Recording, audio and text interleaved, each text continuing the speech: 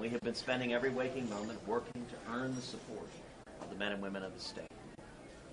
Looking them in the eye, shaking their hands, asking for their support, answering their questions. That's what the democratic process is all about. That's how it's supposed to operate. Now it's election day. Now it's in the hands of the voters. And I could not be more gratified that the Midwestern good judgment and common sense of Hoosiers is going to decide the direction of this entire primary, decide what path the Republican Party goes down, what path the nation goes down. And it's now in the hands of the people of Indiana.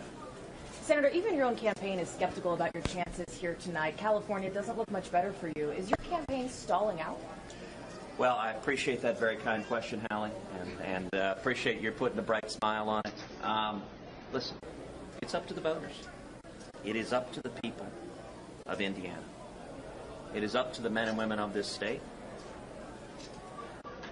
I will say this. This morning, Donald Trump went on national television and attacked my father. Donald Trump alleges that my dad was involved in assassinating JFK. Now, let's be clear. This is nuts. This is not a reasonable position. This is just kooky. And while I'm at it, I guess I should go ahead and admit, yes, my dad killed JFK. He is secretly Elvis, and Jimmy Hoffa is buried in his backyard. You know, Donald's source for this is the National Enquirer. The National Enquirer is tabloid trash, but it's run by his good friend David Pecker, the CEO, who's endorsed Donald Trump. And so the National Enquirer has become his hit piece that he uses to smear anybody and everybody. And this is not the first time Donald Trump has used David Pecker's National Enquirer to go after my family. It was also the National Enquirer that went after my wife Heidi, that just spread lies, blatant lies. But I guess Donald was dismayed because it was a couple of weeks ago the Enquirer wrote this idiotic story about JFK. And Donald was dismayed that the folks in the media weren't repeating this latest idiocy, so he figured he'd have to do it himself. He'd have to go on national television and accuse my dad of that. Listen, my father has been my hero my whole life. My dad was imprisoned and tortured in Cuba, and when he came to America, he had nothing. He had $100 in his underwear. He washed dishes making 50 cents an hour. You know, he's exactly the kind of person Donald Trump looks down on. I'm going to do something I haven't done for the entire campaign. For those of y'all who have traveled with me all across the country, I'm going to tell you what I really think of Donald Trump. This man is a pathological liar. He doesn't know the difference between truth and lies. He lies practically every word that comes out of his mouth. And in a pattern that I think is straight out of a psychology textbook, his response is to accuse everybody else of lying. He accuses everybody on that debate stage of lying. And it's simply a mindless yell. Whatever he does, he accuses everyone else of doing. The man cannot tell the truth, but he combines it with being a narcissist. A narcissist at a level I don't think this country's ever seen. Donald Trump is such a narcissist that Barack Obama looks at him and goes, "Dude, what's your problem?" Everything in Donald's world is about Donald. And he combines being a pathological liar. And I say pathological because I actually think Donald, if you hooked him up to a lie detector test, he could say one thing in the morning, one thing at noon, and one thing in the evening, all contradictory, and he'd pass the lie detector test each time. Whatever lie he's telling at that minute, he believes it. But the man is utterly amoral. Let me finish this, please.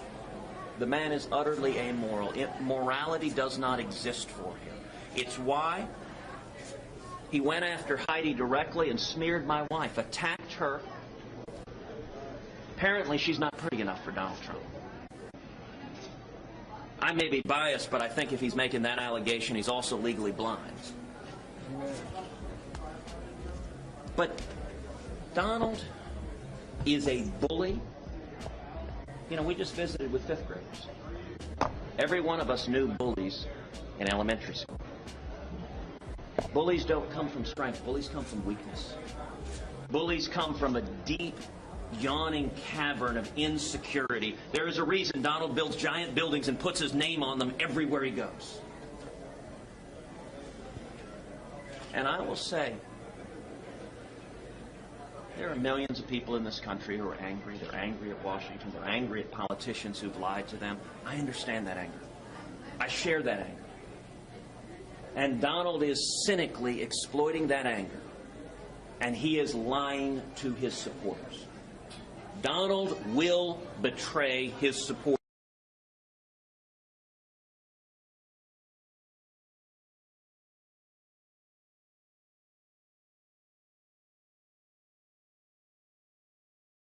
Betray you on every issue across the board. And his strategy of being a bully, in particular, is directed at women. Donald has a real problem with women. People who are insecure. People who are insecure about who they are. Donald is terrified by strong women. He lashes out at them. Remember, this is the same Donald Trump who last week here in Indiana proudly touted the endorsement from Mike Tyson, a convicted rapist who served 3 years in prison here in Indiana for raping a 17-year-old girl. And in Donald's world, he said Mike Tyson was a tough guy. I don't think rapists are tough guys. I spent a lot of years in law enforcement dealing with rapists. Rapists are weak, they are cowards, and they're bullies. And anyone that thinks they're a tough guy, that reveals everything about Donald Trump's character. Donald Trump said Bill Clinton was targeted by unattractive women. You know what? I've been blessed to be surrounded by strong women my entire life.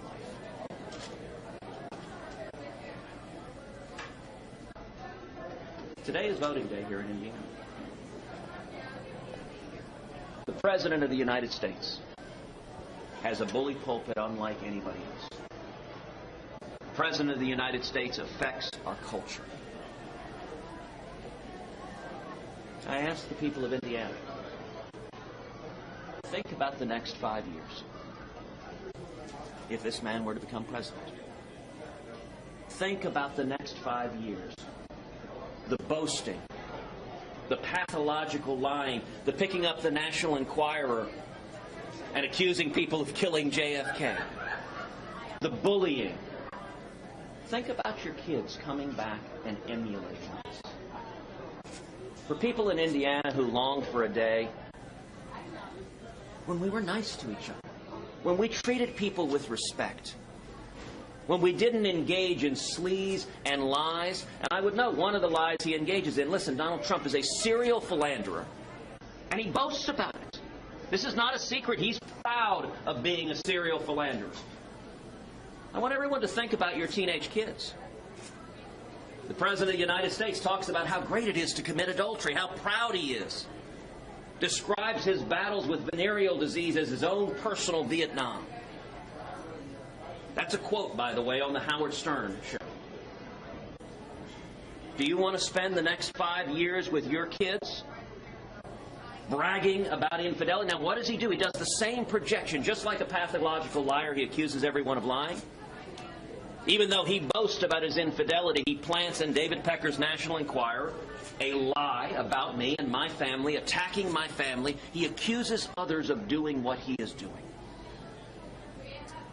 I'll tell you, as the father of 2 young girls, the idea of our daughters coming home and repeating any word that man says horrifies me. That is not who America is. And I would say to the Hoosier State, the entire country is depending on you. The entire country is looking to you right now. It is only Indiana that can pull us back. It is only the good sense and good judgment of Indiana that can pull us back.